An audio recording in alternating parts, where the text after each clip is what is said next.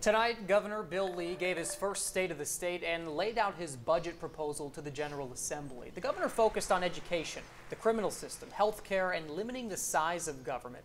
Governor Lee wants fewer nonviolent offenders in jails. Instead, he says they should be supervised in the community. Governor Lee also proposed a 2.5% pay raise for teachers and funding for charter schools. Tennessee must deliver a world-class education, and that education must be aligned with the needs of the job creators of today and of the future.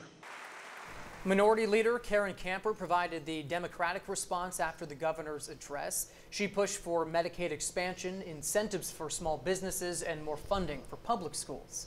Governor Bill Lee will provide a regional State of the State address in Knoxville tomorrow. That's at 6 o'clock at the Clarence Brown Theater on UT campus. Governor Lee will also hold an address in Memphis coming up on Thursday.